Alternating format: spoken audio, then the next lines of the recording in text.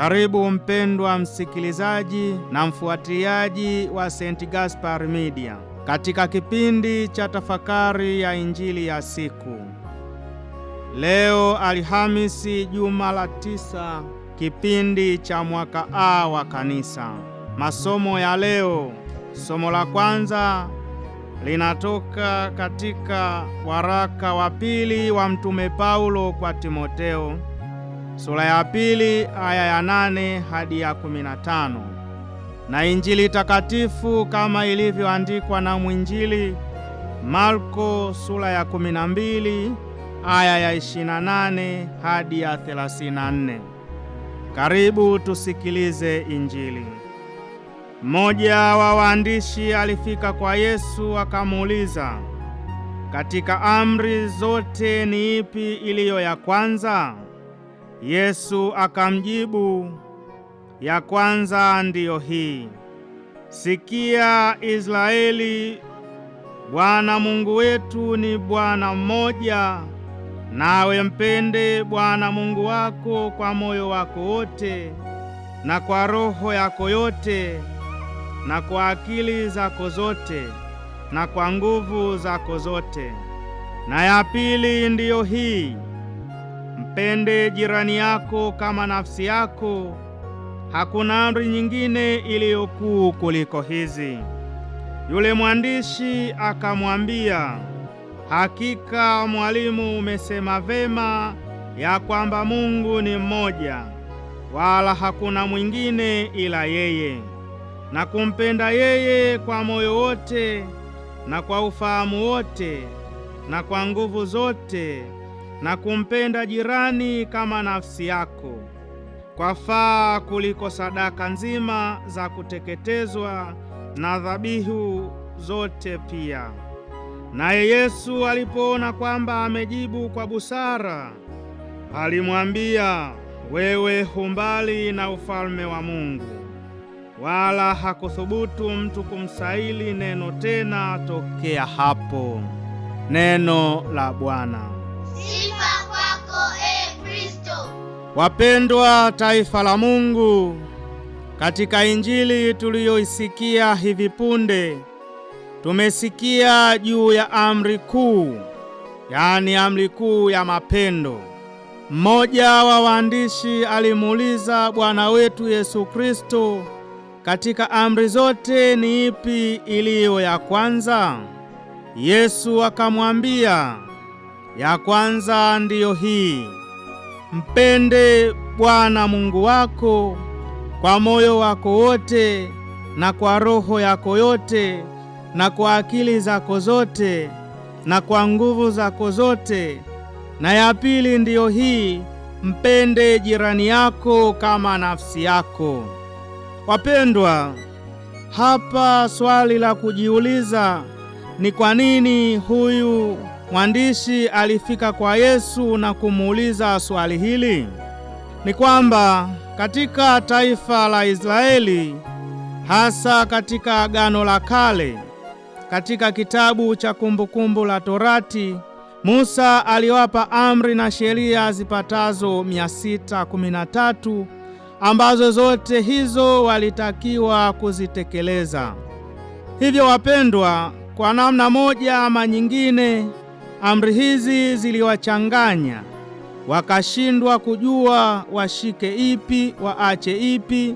Ndiyo maana anapokuja Kristo wanatafuta namna ya kumuuliza, ipi iliyo amri ya kwanza?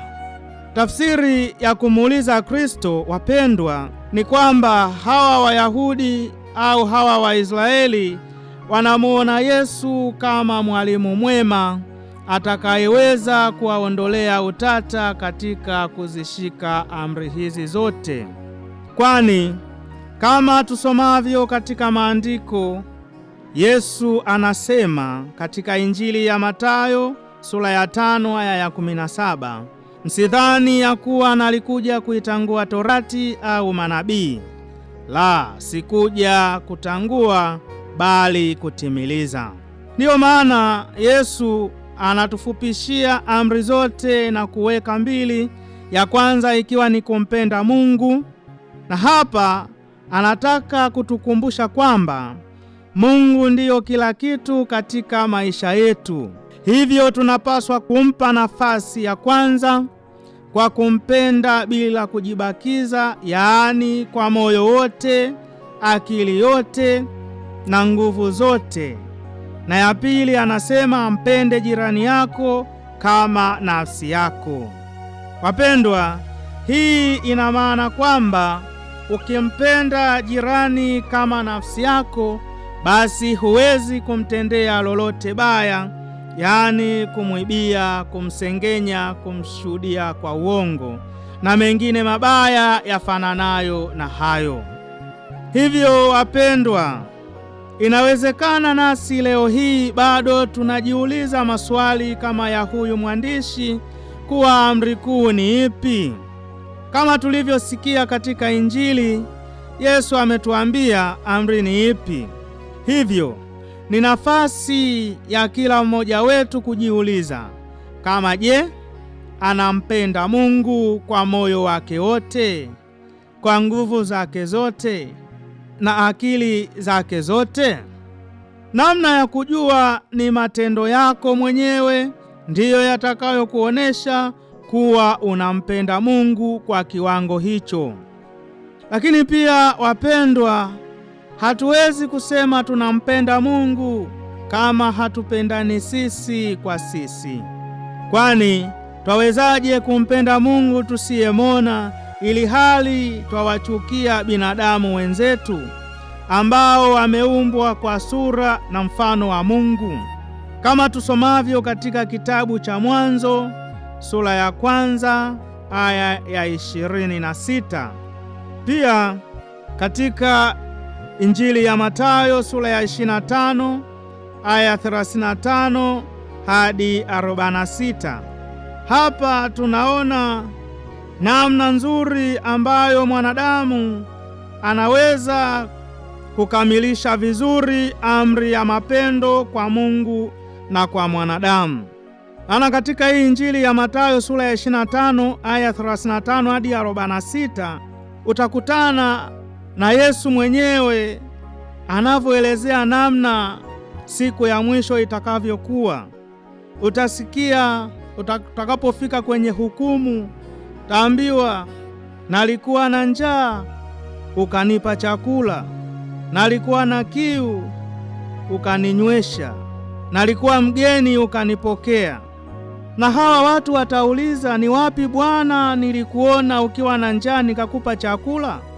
Atawaambia, namna ulivyomtendea mmoja wako kati ya ndugu zako wale jirani zako, ulinitendea mimi.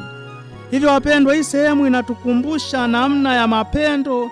Kama tunataka kukamilisha mapendo kwa Mungu na kwa mwanadamu, basi tutendeane wenyewe kwa wema na kwa upole.